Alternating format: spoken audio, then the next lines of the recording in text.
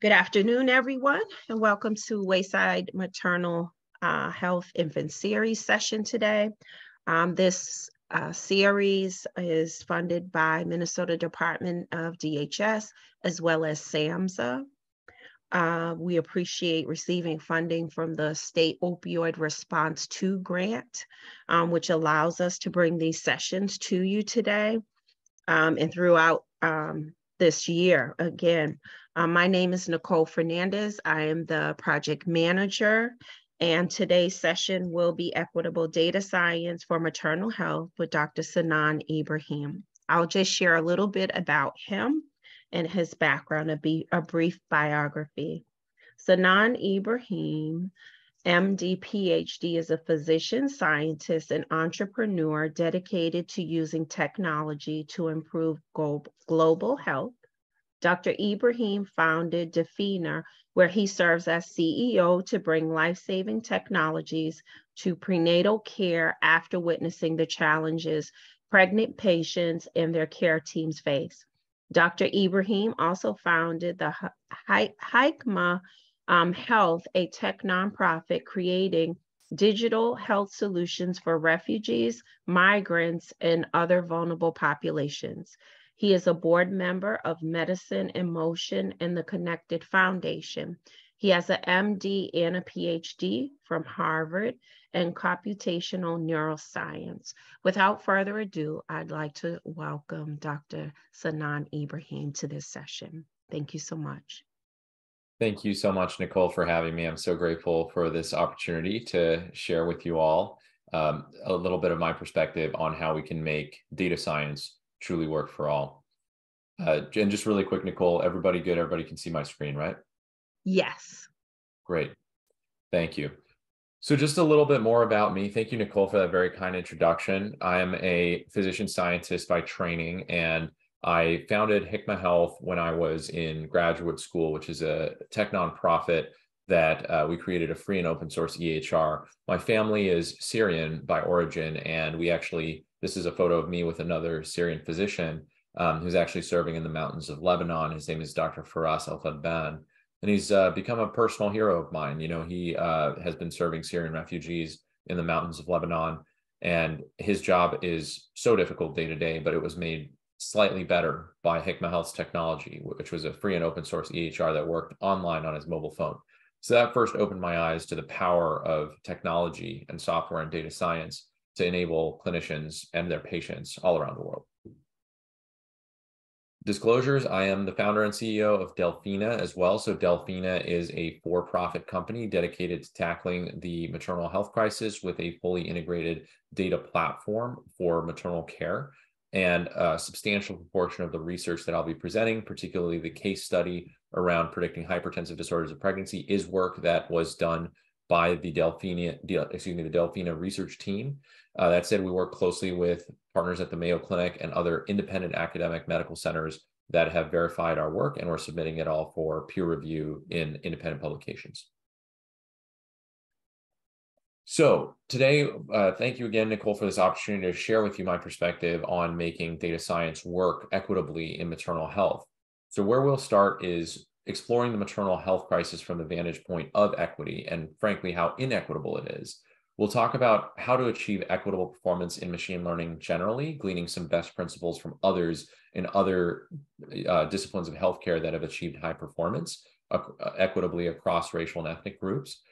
And then we'll talk specifically about predictive modeling in pregnancy with some of its unique challenges and how, as an example, we were able to predict hypertensive disorders of pregnancy as part of a research case study. And finally, I'll share how, once we have these predictive insights, how are we able to actually make sure we deliver them in a way that is equitable to all patients? And then I'll share, in terms of future research, an idea I had around predicting neonatal abstinence syndrome and how we've been engaging with a few folks on that concept. And if anyone on this call is interested, or anyone out there is interested in partnering on such a study, it's something that we'd be very interested in exploring, given how much it's impacted our patients. So let's start with the US maternal health crisis. It's no secret that we have a maternal health crisis in this country. Unfortunately, it's gotten to the level where the White House has declared it a national crisis. and has been allocating funding to try to solve the problem. And our outcomes are about 3x worse, as you can see on this index of maternal mortality in particular, than most other high-income nations around the world. What's also unique, though, is that these inequitable outcomes are not uniformly distributed, and they disproportionately impact two groups, which are Black and Native women in this country, and particularly in the state of Minnesota. When we look at the maternal mortality in this country, we could ask the question that how much of this was already written by the time the patient was pregnant and is no longer mutable versus something that might have been clinically actionable. And a CDC report that actually just came out about 4 or 5 months ago stated unequivocally that 80+% of these pregnancy-related deaths are preventable, the leading cause of which was mental health conditions, including substance use disorder at 23%. It also includes suicidality and various severe mood disorders. It was just very striking to me to see that for the most awful outcomes on the maternal health side, when we talk about mortality, mental health is truly front and center. And then we had a variety of other causes of maternal mortality, ranging from cardiac and coronary conditions, infection, thrombotic embolism, cardiomyopathy. And then we have hypertensive disorders of pregnancy, which relates to high blood pressure. And that's 7% of all perinatal deaths in this country. There was a very interesting article in the New York Times about a month ago that I'm sure many of you saw, it was a data feature on what pregnancy and maternal morbidity and mortality looks like for Black women in this country. And this was particularly striking to me, given that, as many of us know, Black women are disproportionately impacted by these outcomes. And the question of why has always been at the forefront of all of the research that we've been doing. And this article started to scratch the surface with this very suggestive figure where they show that the rate of infant death for Black versus white moms, while it is higher universally across the board for Black moms than white moms, which is not a surprise, the striking aspect was that for wealthier Black moms with higher income, for those families, there's no protective effect for their increased income. Unlike for the white families, where you can see that white mothers, as they get wealthier, there's a strong protective effect where the infant mortality comes down. So that was a very striking fact for us as we thought about the intersection between various social determinants like race or ethnic group, along with wealth or income and socioeconomic status, insurance status. And nowhere is that as salient as on the indigenous maternal health crisis. So, and by the way, for those who are interested, we have written a deeper dive on our company blog about both the Black maternal health crisis and the indigenous maternal health crisis, which are two leading drivers of our poor outcomes in the United States, but do have different root causes that are related. So the indigenous women's health crisis around maternity has really, been undervalued in this country. It doesn't get as much attention. It doesn't get as much funding. And particularly here in Minnesota, for the folks that are from here, it is actually one of the leading causes where, indigenous women in Minnesota are actually at roughly 6 to 7x risk for certain complications, even higher than Black women, as we're widely aware. So Native American women have about a 2.3x risk factor in terms of overall mortality. And in terms of an explanation, for indigenous women in particular, a plurality are living in rural areas, and in many states it's the majority, which limits their access to care. And we hear that time and time again, whether we're talking to folks in South Dakota with the Lakota nations or the Cherokee Nation in Oklahoma. It's often the same story, that if you have folks that are living in rural areas, just their ability to access care is a significant driver of poor pregnancy outcomes.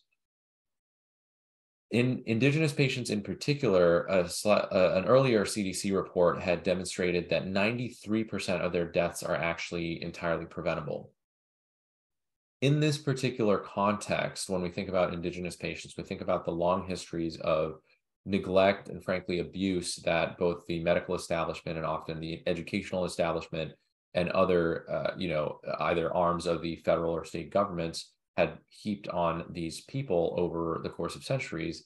And that's a legacy that we all as healthcare providers now inherit And when we try to explain why we have massive healthcare disparities for these populations, we'd be remiss in not assessing that and potentially incorporating it into our understanding of why this is happening and how we can change it. And as a final note, we've been experiencing one of the biggest public health challenges of our time, coincident with the maternal health crisis, and that's the COVID pandemic.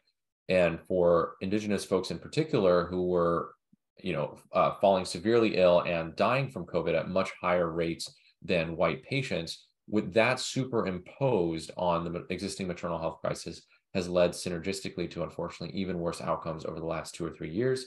And I highly suggest reading this study by Goldman et al. For more color on that. The challenges that we've outlined today around Black and Indigenous patients, I've focused on those because they are the leading drivers of the U.S. maternal health crisis. But the challenges that we typically experience in trying to serve these patients, either directly with clinical care or with the insights and analytics that a group like Delphina is providing, is shared with other groups as well. For example, LGBTQ populations who typically have a very low N, meaning not a very high number of patients, and are typically, experiencing other challenges in terms of their ability to access care and many of these other social determinants that tend to correlate as they do for Black and Native women. So when we think about the maternal health crisis, what we're really aiming to do at Delphina and as a healthcare system is a root cause analysis. Why is it that we are seeing these healthcare disparities in maternal health? And when we think about it, if we break it down, prior to the first presentation of a prenatal visit, prior to the patient actually getting pregnant, there's a whole set of social determinants that are potentially impeding her ability to enter the pregnancy at the healthiest state possible. First and foremost, access to care. The number of patients that we see who we, will not have presented to care at all in 10 years until they're pregnant is striking. So there are financial barriers in terms of access to care, particularly insurance status, right, where a lot of folks who are not eligible for Medicaid on the basis of their income, they may become, eligible on the basis of a positive pregnancy test, but at that point, we haven't been able to do all the work in the 10-year lead up to make sure they enter pregnancy as healthy as possible. Geographic barriers to care are significant. We covered the urban-rural question in general, and in particular as it pertains to the Indigenous population.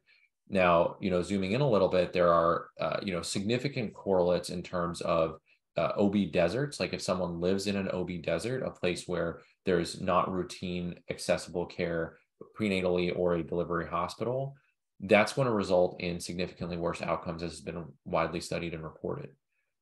We also think about social support. So even if a patient happens to live right next door to a prenatal clinic, that patient may not have childcare, that patient may not have transportation, and those are the factors that we see typically impeding access to care, even for urban populations. There's a question around nutrition and general wellness, which we know to be extremely important and highly predictive, and as we're studying at Delphina, potentially a significant predictor of not just complications within the pregnancy, but complications postpartum and long-term sequelae. Environmental exposures, how much is, there's a widely studied association between autoimmune disease and exposures in pregnancy, both for mom and baby, and patient zip code and the level of pollution that the patient is exposed to while pregnant is substantially correlated with a number of these adverse outcomes. There are also significant challenges during the pregnancy itself and postpartum, including all of the implicit biases that a patient will experience throughout care delivery. And there's a highly reactive paradigm that we have in pregnancy care, meaning we typically tell patients to present once there's a problem, and then we try to address the problem. And in that paradigm, patients of certain backgrounds may be further impeded compared to the average patient. And then adhering to the therapy. Let's say we have a safe and effective therapy, for example, aspirin, to preempt preeclampsia. Now, the patient's ability to adhere to that and actually take their aspirin daily might be substantially different for patients, again, from different backgrounds. A quick comment on the causality here. So most of the studies that I'm referencing that have established these as potential causes, these are simply associative studies. They're looking at correlations between these factors and the poor outcomes that we see in certain ethnic and racial groups driving the maternal health crisis. It's very difficult to establish causality in any way. That said, folks have developed causal models for what's happening here. The most widely cited of which is Arlene Geronimus's weathering hypothesis. So Dr. Geronimus basically proposed that Black women who are at, let's say, delivering at age 30, part of the reason they may be having risk profiles similar to white women delivering at age 35 is because of the chronic exposures and chronic stress that they have been subjected to mentally and physically over those 30 years that has basically resulted in a risk profile that is more advanced, thus the name weathering. And that hypothesis empirically does seem to explain a lot of what has been panning out over the last 30 years. So it is one of many frameworks in which we can understand and conduct data-driven root cause analyses around the maternal health crisis in order to develop interventions that will be effective to move the needle on the outcomes. So at Delphina, what we're aiming to do is to create a new evidence-based proactive care paradigm for pregnancy.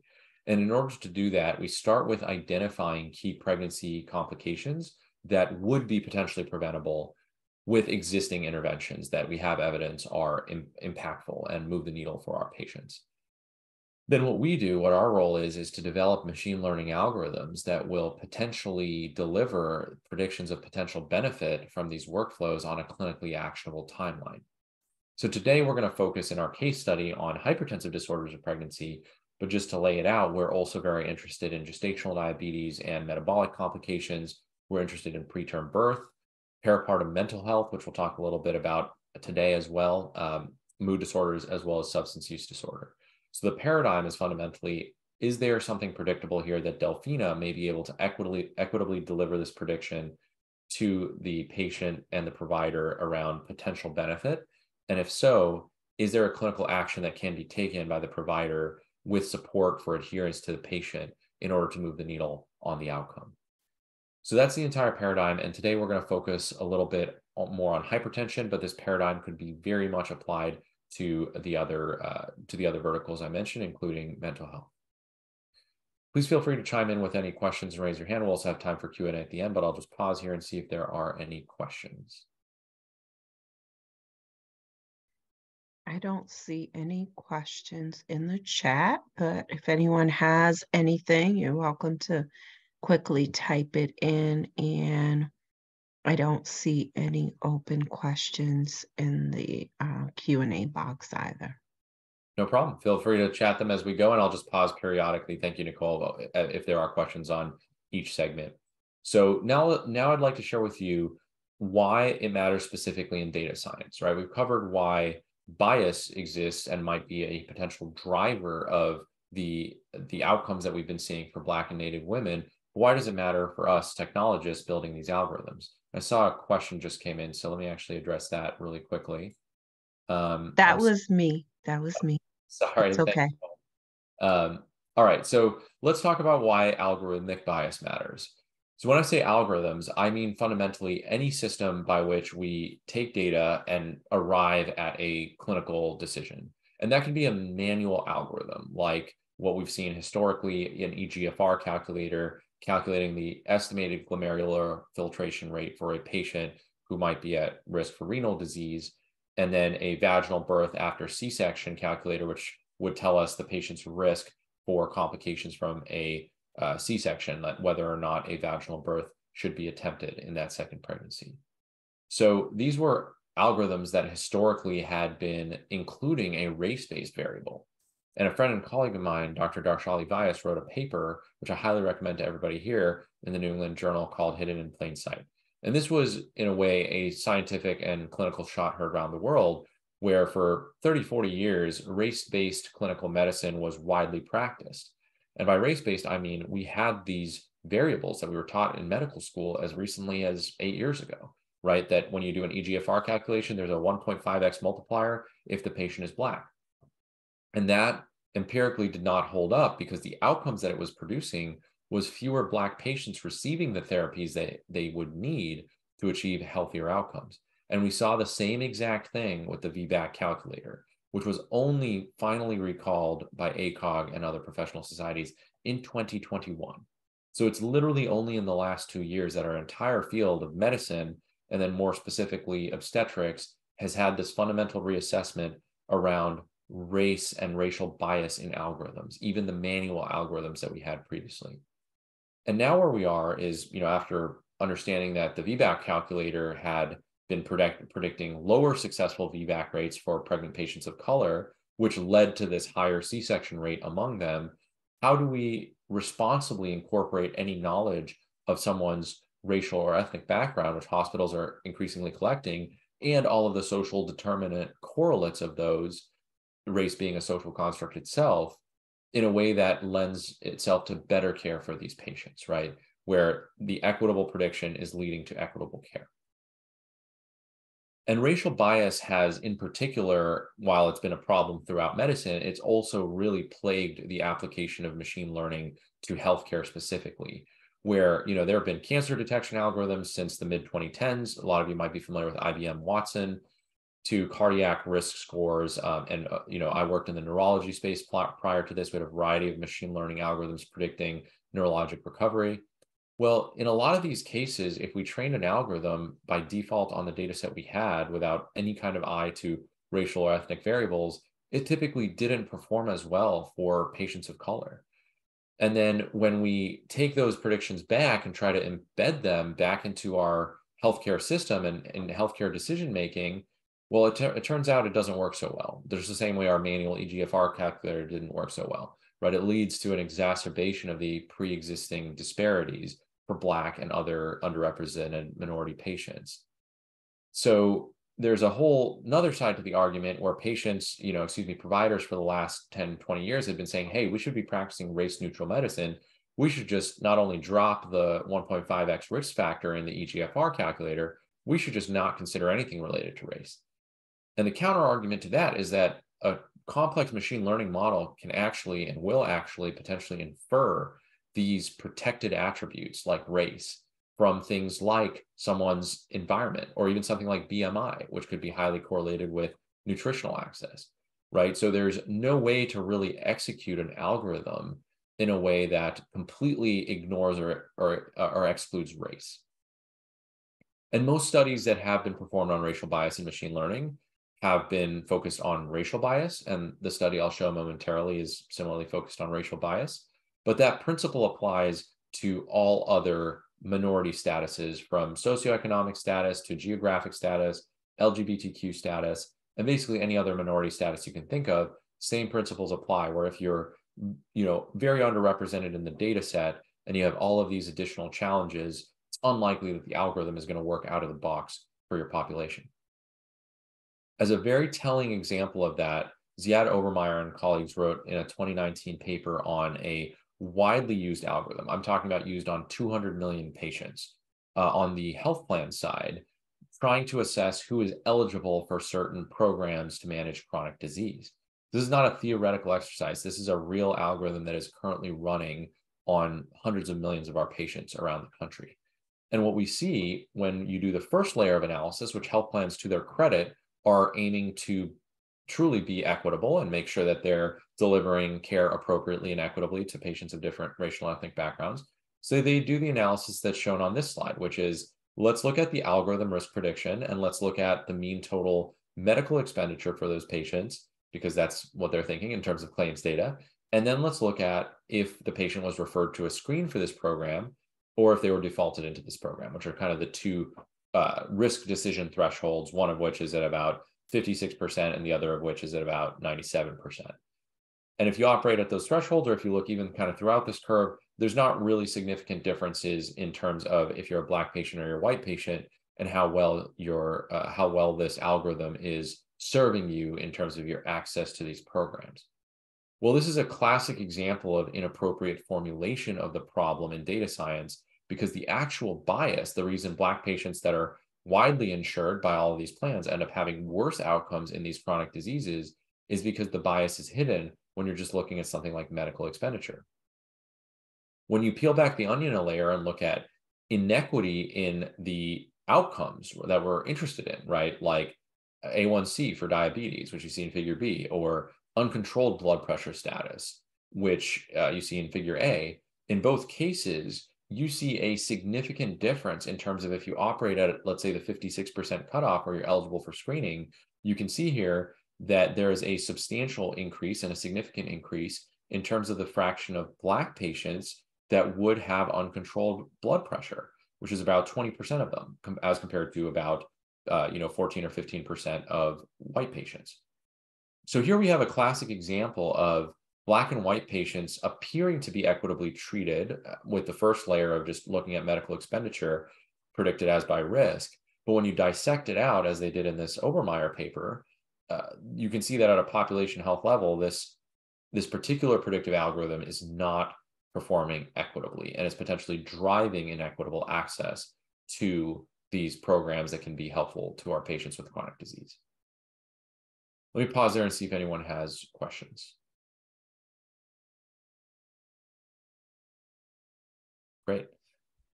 So let's talk a little bit about how we can actually address these problems. So firstly, right, we have a scenario where patients are just underrepresented in the data set. So this is from the Frederickson paper in 2022, where they were studying a particular question in an international context around home delivery versus in-facility delivery. But I use this figure to exemplify 3 different approaches to how you can resolve an imbalance in your data set. Meaning we're interested in an outcome of interest, like let's say home delivery, and it's only, in this case, 25% of our data. So you have basically 3 options. You can undersample, which most of you are probably familiar with. You're just going to select randomly a third of the facility delivery patients. You can oversample, which is just you take the same 4 patients that you have in the home delivery data set and you copy them. And then when you're training your machine learning algorithm, the probability that it'll pull one of those patients is 50-50. And that has been commonly practiced in different ways. Bootstrap, jackknife, if those who are statistically minded, those are techniques that are widely practiced for the last 40, 50 years.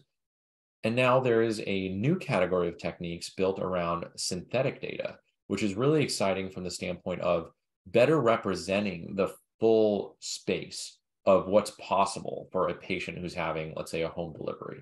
So instead of just directly oversampling and saying copy paste those patients, this particular technique called SMOTE, synthetic minority oversampling technique, they added the extra E there on the end. SMOTE is a way by which we can actually resample our own population to create synthetic patients for the machine learning algorithm to learn from. And that'll enable us to have a more representative data set in a way that tends to lend itself to higher predictive performance. So let's talk about generally what the best practices are for those of you out there who might go home and start building machine learning models, which now you can do drag and drop, right? You don't even have to know how to code to start applying machine learning algorithms. Google and others have product offerings where you can drag and drop on your data set in a spreadsheet interface, building a machine learning model. So the level of accessibility of machine learning is tremendously exciting that any clinician anywhere can now start building machine learning models, which was not the case even 5 years ago. However, that said, this is potentially very risky because bias that's again built into our healthcare system and into the data set could lend itself to exacerbations like we've talked about. So for those of you who are going to get really excited about machine learning and go home and build a predictive model for, pick your favorite complication, it's imperative that you consider a few of these approaches for how we can mitigate the bias so that when you deliver this either in a paper or eventually maybe even clinically back to your patients, it performs equitably for patients of all backgrounds. So first step is basically just a people step. Make sure your team has the right folks doing the right things in terms of assessing potential bias. So by the right people, I mean health disparities researchers, clinicians, health policy experts, and data scientists. And them digging into the data together, as well as the clinical use case, they will be able to understand deeply, as our team did with hypertension and pregnancy, how to make sure that this will perform equitably.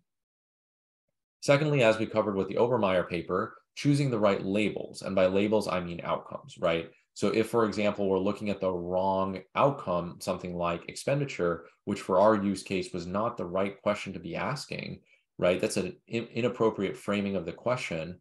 You're going to end up with not a relevant answer. So choosing the right labels to predict and systematically improving them, including using some new quantitative methods, especially as you collect more representative data over time, is the recommended best practice now for machine learning. And then we have the whole question around adequately representing the patient populations, both capturing complex intersectional groups and representing the disease burden appropriately. So that if you're trying to predict outcomes, let's say hypertensive disorders of pregnancy, you have all of the patients who may be suffering from those complications represented and with the right intersectional backgrounds, so that once you deploy this model at scale, it would work for 300,000 patients the same way it worked for 30,000 patients.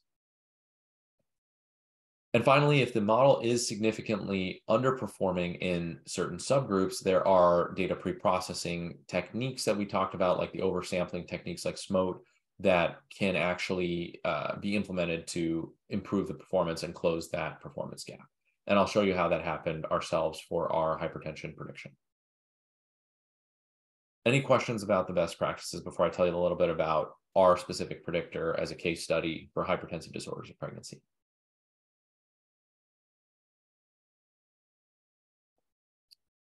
Okay, great.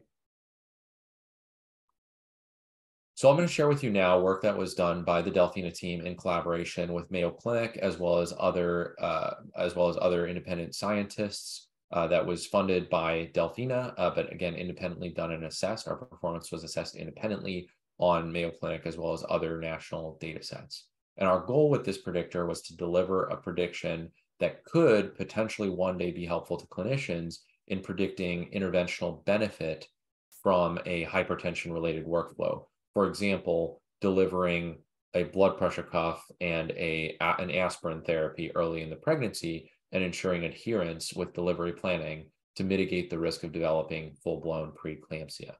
So that was the context with which we undertook this. Now, why hypertensive disorders? So as we shared, they're one of the top causes, according to the CDC, of maternal mortality in this country. Also a substantial source of morbidity, both for the pregnancy itself, potentially necessitating preterm delivery with complications for mom and baby, as well as longer-term postpartum complications for mom, the cardiovascular and metabolic sequelae, as well as for baby potentially being born preterm. So in the United States, we have seen the prevalence of HDPs skyrocket, and no one has a clear explanation for why. It's likely multifactorial. And at the end of the day, we see this trend unfortunately continuing even in the last few years through COVID, where now, if you look at the maternal mortality statistics, 24% of them actually had a diagnosis code for HDP. So while 7% of them, the death is directly attributable to hypertension, right? Because it might say, for example, this was fulminant postpartum preeclampsia, a hypertensive crisis from which the patient ultimately passed. 24% of them, of these maternal deaths, the etiology is somehow likely tied to HDP, even if it wasn't the direct cause of death. So this is one of the main drivers of mortality in this country, morbidity in this country, as well as a cost driver around pregnancy outcomes. So we are very interested in predicting the risk of hypertensive disorders of pregnancy based on the fact that current ACOG criteria may not accurately identify all women at risk for HDPs. And this study, Yuka et al., clarified which subsets of pregnant patients this doesn't work as well for. And you may not be surprised to learn that Black and other minority patients are some of the folks for whom these ACOG risk-based guidelines are not necessarily performing. And if you look at the ACOG guidelines today, they include things like, if the patient is Black, add 1 point. And so again, while that tends to work out for patients who may have it, at the end of the day, the patients who don't have it are not getting the very best care that they could receive. So our hypothesis is that predictive models incorporating multiple factors and appropriately considering racial bias can potentially provide more accurate predictions for all patients. The second reason we're interested is because we see hypertensive disorders as an opportunity to close the gap, where if you increase monitoring of a hypertensive disorder or someone's risk of a hypertensive disorder, and you can pick it up earlier as it progresses, the likelihood that you're going to be able to support an intervention using aspirin is higher.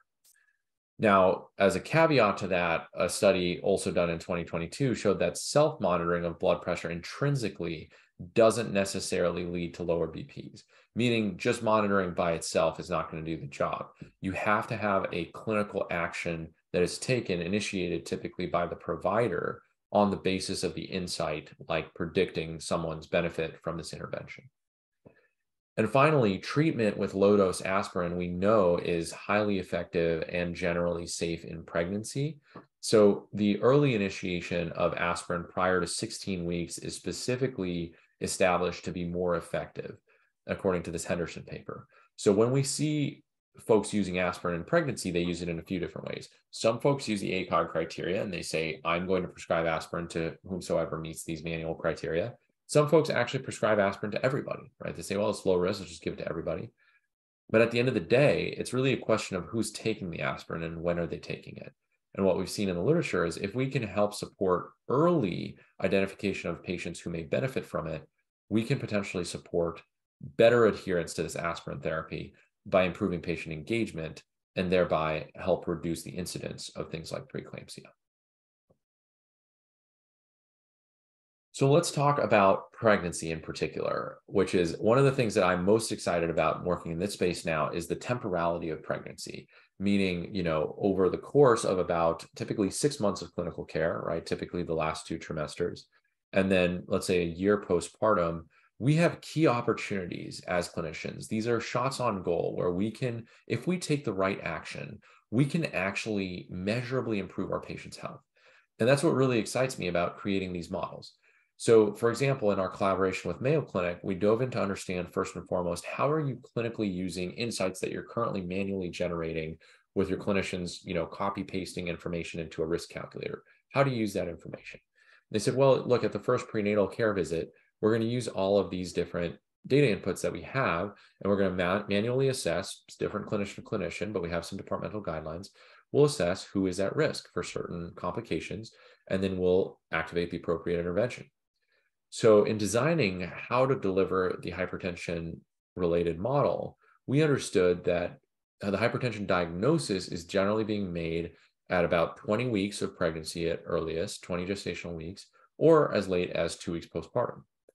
So we picked that as the bracket of when we would want to be predicting. So we looked at all hypertensive disorder with pregnancy diagnosis codes. So that includes, gestational hypertension, preeclampsia, eclampsia, HELP syndrome, and other severe variants. And those were the outcomes of interest as a bucket diagnosis of hypertensive disorders of pregnancy. And then we looked at all of the data that we have available, primarily from the EHR in this particular case, around family history, health status, obstetric history from past pregnancies, and the patient demographics.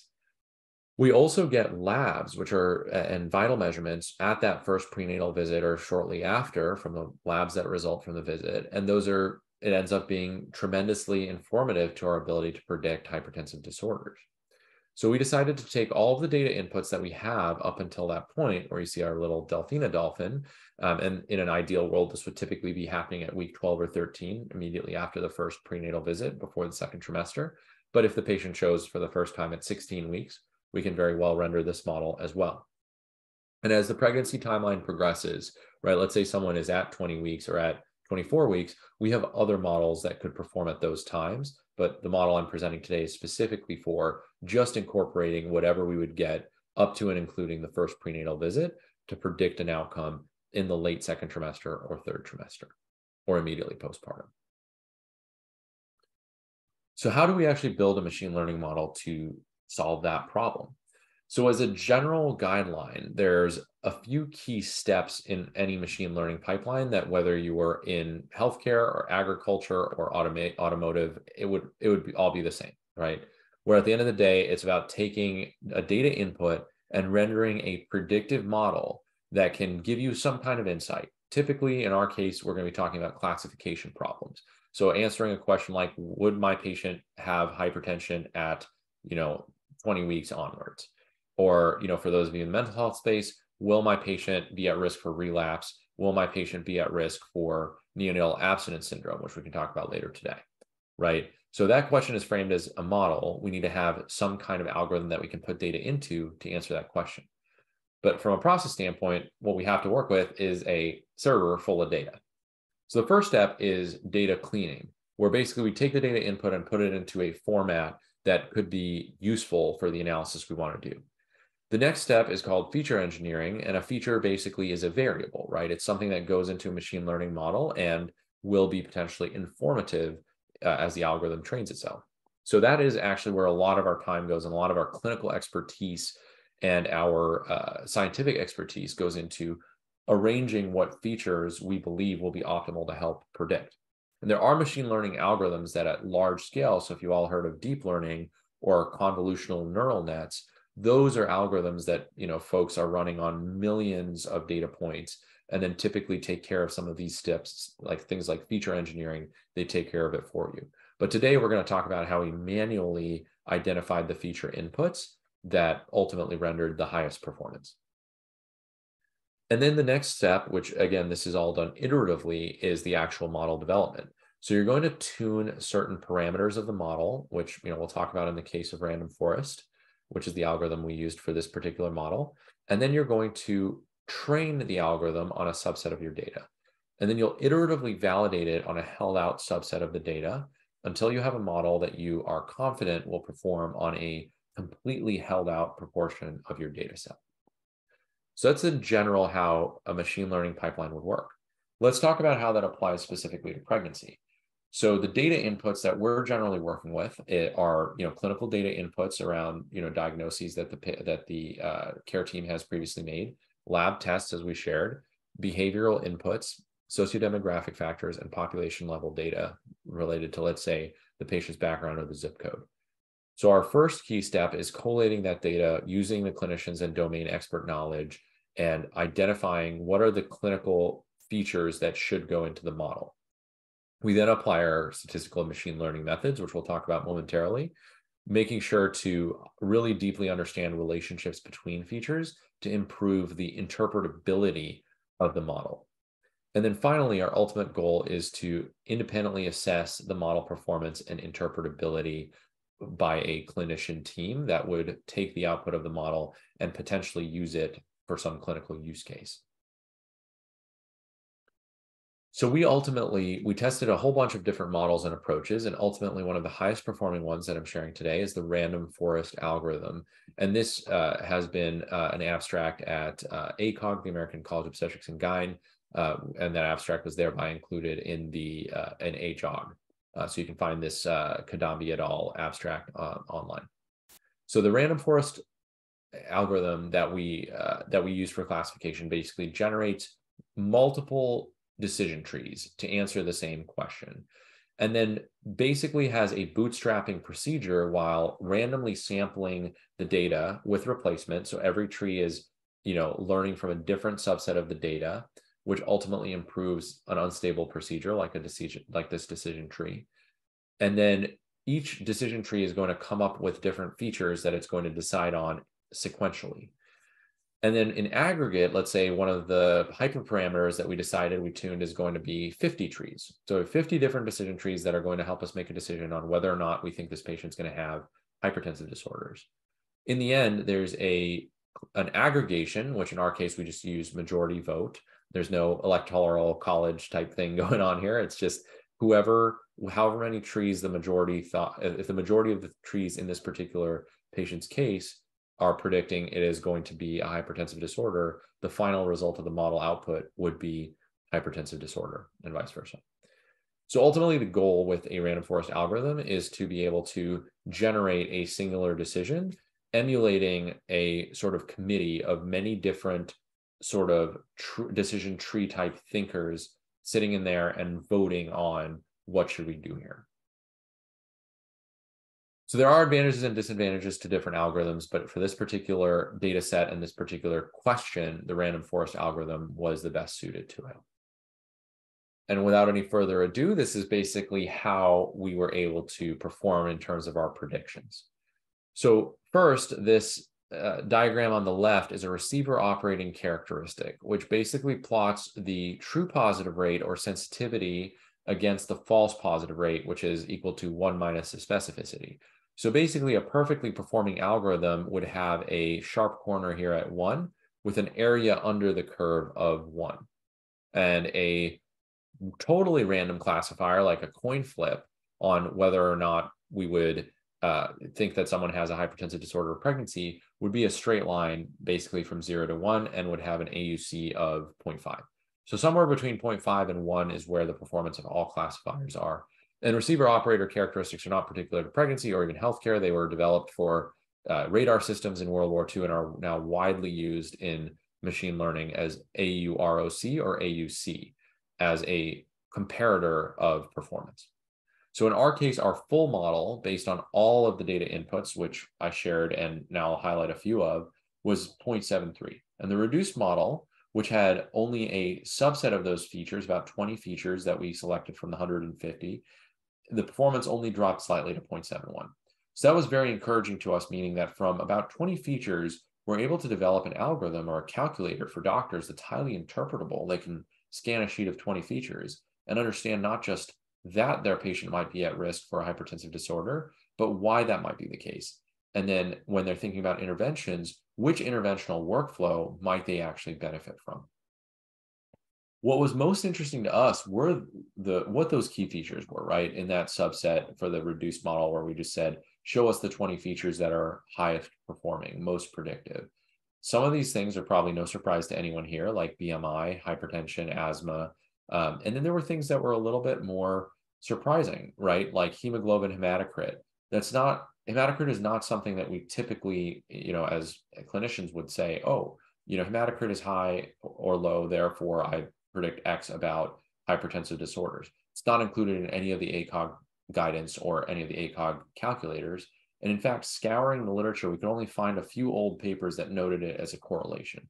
So it's actually a novel insight that while we built our machine learning algorithm around the question of predict this as well as you can no matter what, it's pretty striking that one of the key insights was, wow, one of the top predictive features is hematocrit. And the most salient question here is actually how well do we compare to the current standard of care? So here you see the aspirin guidelines released by the USPSTF, that's the Preventative Services Task Force. And for, if we pick a particular if we pick a particular specificity as a set point, let's say 53%, which is where the USPSTF operates, we get up to a sensitivity of 80%, whereas their sensitivity is approximately 65%. So we could pick up about 15 new patients with a hypertensive disorder of pregnancy correctly for every 100 patients that would have been initiated on aspirin according to these guidelines. So it is a substantial improvement. And the other advantage besides, if you look at that particular point, the substantial improvement is that with our model, you can operate anywhere on this curve, right? You can set the sensitivity based on your population, which might be very different in Dallas, Texas than it is in Pittsburgh, than it is in Minnesota. So being able to operate anywhere on that curve and having that model flexibility is something that clinicians have also told us is extremely important in any application of machine learning to obstetrics. So how do we now take that machine learning model and answer the question of, is it equitably predicting across racial and ethnic groups? So our approach was to deeply understand what the implications would be of including or excluding race or ethnicity as a variable, and then evaluating the model performance by race and ethnicity to ensure equitable performance, and then working to improve the model performance within these racial and ethnic subgroups. And taking that approach, we found that initially this model performance didn't look so good, right? There was variability. But after iteratively applying SMOTE and other machine learning-based techniques, we were able to close the gap, where even minority patients that were relatively underrepresented in the initial data set, we were able to achieve comparable predictive performance, which again, if you look at all of these ROCs, you can see that there's not a significant difference between any of them. Meaning if you were to take this model now and apply it to a patient, a white patient or a Black patient or a Hispanic patient or an Asian patient for their risk of hypertensive disorders or potentially benefiting from an interventional workflow around it, it would perform equitably for all of them. So why is it so important to deliver these predictive models in an equitable way? There have been abundant stories, unfortunately, over the last 5-10 years outside of healthcare for how, as other industries got transformed, the dangers of applying it to, for example, hiring or, various, for example, around the election integrity. There have been a lot of recent work has been done on predictive models and how they might have been applied better to preserve that. And in pregnancy, we think about a story that Target actually figured out from consumer data how to predict pregnancy early on, and that was based on patients' buying behavior. Now, was it ethical to predict that, and were the insights from it delivered in an equitable way? Well, reports from 10 years ago would suggest no. Consumers were not happy to hear that Target was sending them ads for diapers at that time in the mail. And now you see this all the time with advertising online, selling you ads for Huggies, right, based on consumer behavior. So making sure that in healthcare, we don't make those mistakes and we don't in any way violate the trust of our patients as we build and deploy these predictive models back is of paramount importance. So when we think about delivering these insights back as part of DelphinaCare, we think about making the whole technology equitable, not just the machine learning model. So in Southern California, about 20% of our patients are Spanish-speaking only, and in Houston, the majority of our patients are Black or Hispanic. So we follow the principles of culturally competent healthcare to deliver the ML insights back, and that means delivering linguistically and culturally appropriate care by recruiting and training the right providers who are capable of serving a particular community using these data-driven insights. In our app, you'll see we'll have culturally native content rather than simply translating patient educational materials, and we deliver these culturally competent disease management programs, especially for things like gestational diabetes, where a patient might be following a particular culturally relevant diet. So we think a lot about, as we were to deliver any of these insights back through our system, how does our product actually enable culturally competent care? And technology can only do so much. So at the end of the day, it's our amazing Delphina guides who are delivering social and culturally competent support to the patients and improving their ability to stick to the care plans that have been developed using these insights. And ultimately, what we're very interested in is monitoring the engagement of patients. And this here you can see basically how we've been performing in terms of our high patient engagement in general, as well as around blood pressure monitoring and blood sugar from a clinic we work with in Houston. And when we dive in on language and ethnicity and race, we see in particular that there have not yet been significant differences in terms of how many patients are engaged in our program. And so as we think about delivering machine learning insights back through our technology, back to real patients and to their providers, it's imperative that we make sure that these numbers are not significantly different, and Hispanic patients would be just as likely to benefit from these insights as white patients. Now, I would be remiss in not commenting as a data science company building data platforms and algorithms on the post-Roe data privacy situation in pregnancy. And there's a quote from Jennifer Granick, who's an attorney at the ACLU, which we basically have turned into our data policy. And you can all listen to this podcast if you're interested, which is, if you don't need it, don't collect it, right? And then if you collect it to run a particular algorithm, don't sit on it. And then if you do have to keep it, anonymize it or delete it as soon as you don't need it.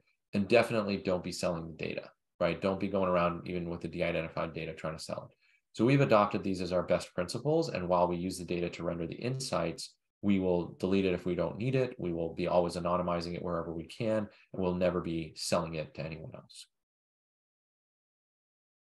So I did want to chat a little bit about mood disorders and substance use disorders, as I think folks in this mental health group might be particularly interested.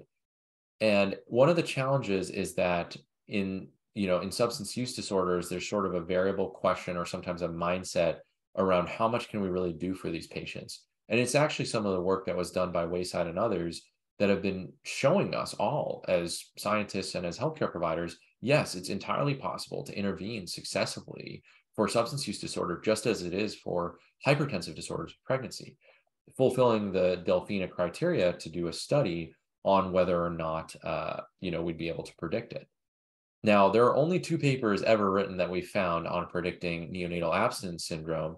And crucially, these models don't perform universally. So while this paper by Patrick et al. Had very high performance, it was on a relatively homogeneous population from the United States. And then when a similar group tried to build this model or validate it in Japan just a few months ago, Morimoto et al. 2023, the model did not similarly perform. And that's because of significant differences, both in terms of the patient risks going in, the racial and ethnic differences, as well as the the practices in a place like Japan. So while we're focused primarily on the United States and wanting to make sure that our models here would perform for Black, Native, and other ethnic minority patients, the principles apply that if we're going to go try to predict neonatal abstinence syndrome, we would have to make sure that it's going to perform universally. So as a future goal that I just wanted to put out to this group and anyone else out there listening, we at Delphina are very interested in studying neonatal abstinence syndrome and if there would be a way to potentially predict it.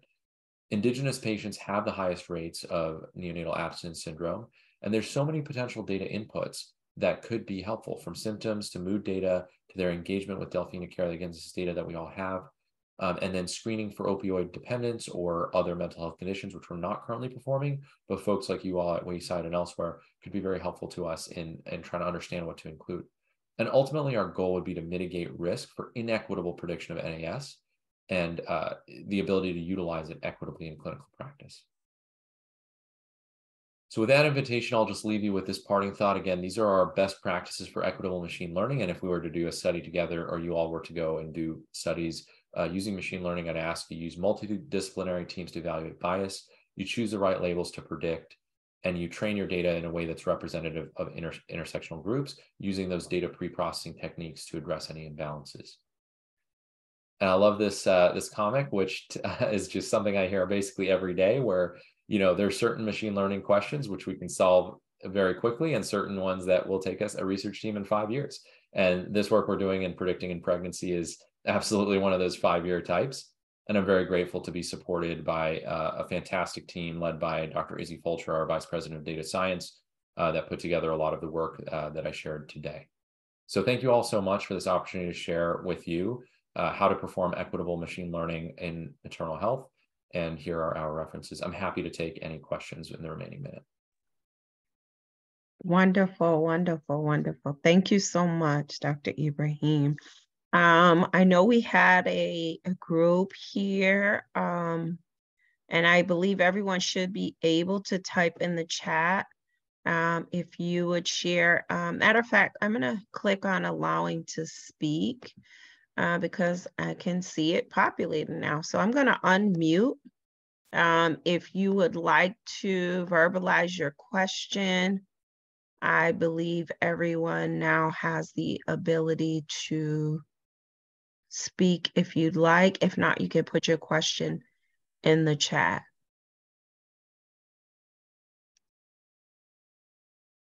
Happy to take questions on any topic.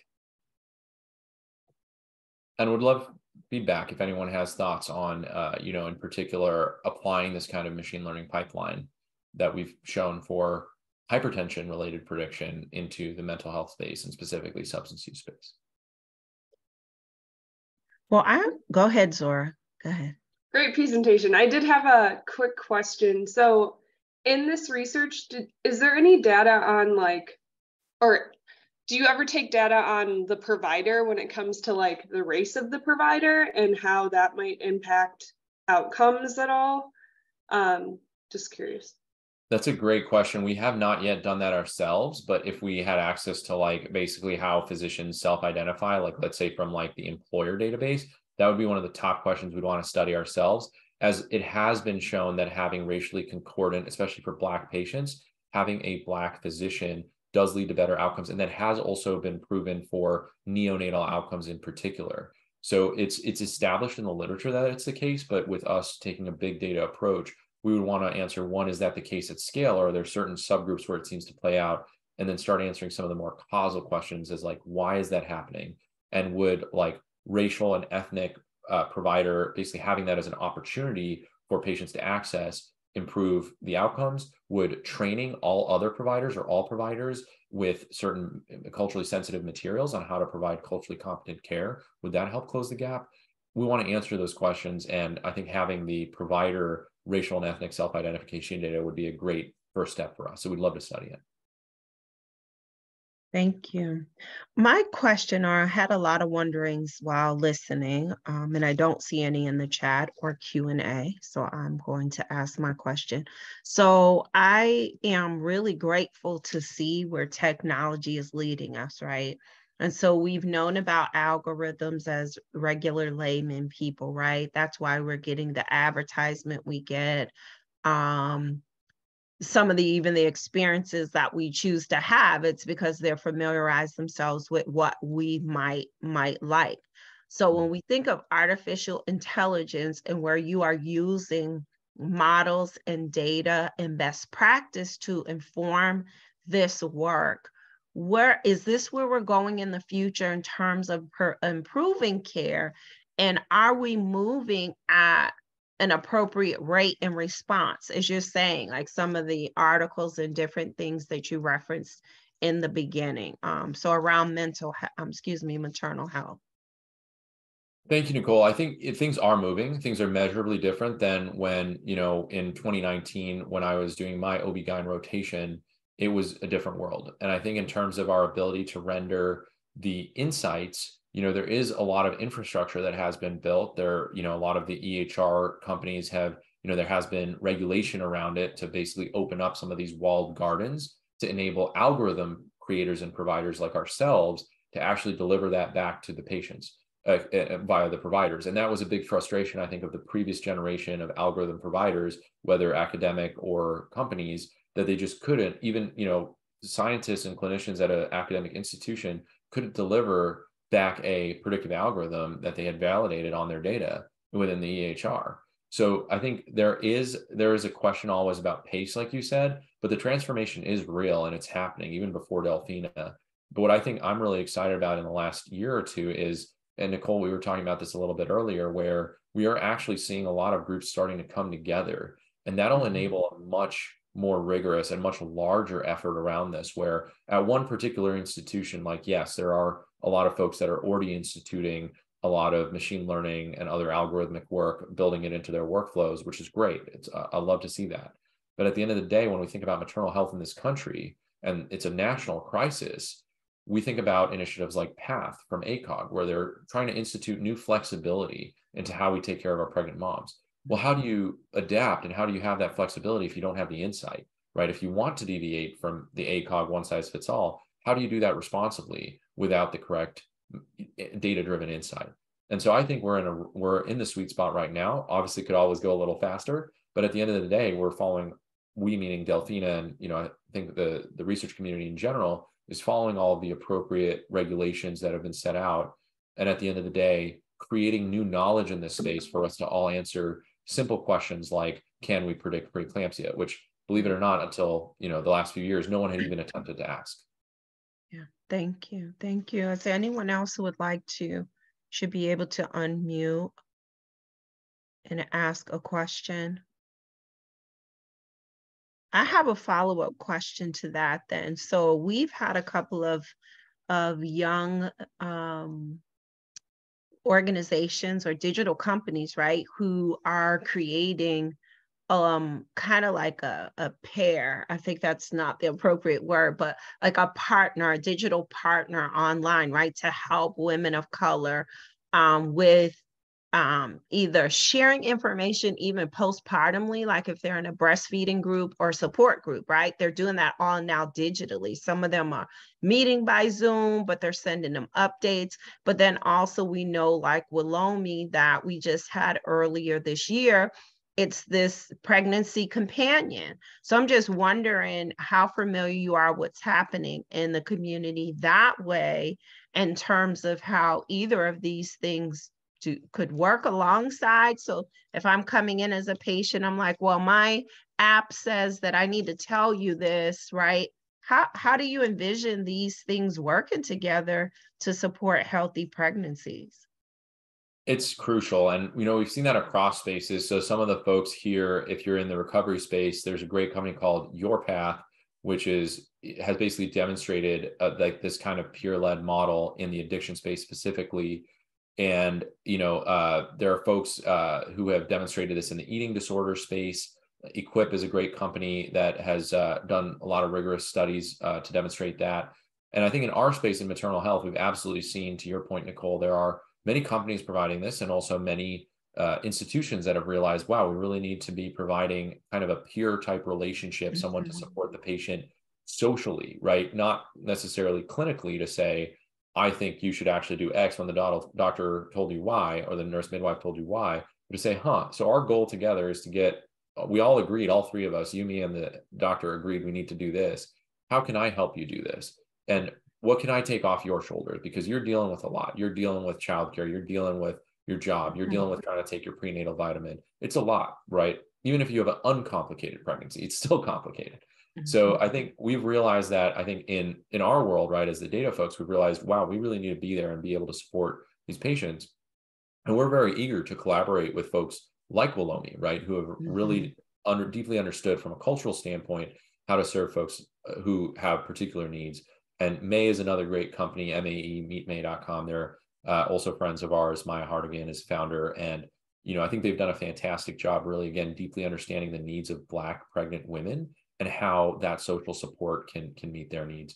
And we're starting to see that happen. And, you know, Zocalo Health is a great company that's focused initially on primary care in the Latinx population, but they serve in a lot of the same geographies we do. And those are the kinds of companies that we see really fundamentally answering the question of how can we support patients in that last mile with that adherence in a culturally competent way. And we're really excited to see it. And we absolutely think it's a major cornerstone of how care needs to be delivered for pregnant patients. Wonderful, wonderful. I did just look at time, and maybe folks are quiet because we've gone over a little bit, but I want to thank you so much for your presentation today. I believe it was needed for our series in terms of just bringing a new, fresh perspective and just sharing the journey, right, on how we have gotten here and the intentional goal of improving care. Which we all want. And so I will just close out with just this other disclosure that we need to share is that, as I mentioned, that this session is fully funded by the State Opioid Response Grant through SAMHSA and Minnesota Department of DHS, and nothing in this materials constitutes a direct or indirect endorsement by SAMHSA or the Minnesota Department DHS of Content Services or Policies. But we thank Dr. Senan Ebrahim today for broadening our perspectives, bringing us a new understanding and awareness of what is happening in the health care community and service to those that we care most about, which are patients and community and members that we serve. So thank you so much, everyone, and have a great afternoon. Thank you all so much. Thank you, Nicole. Appreciate you. Have a good one. Thank you. Take care.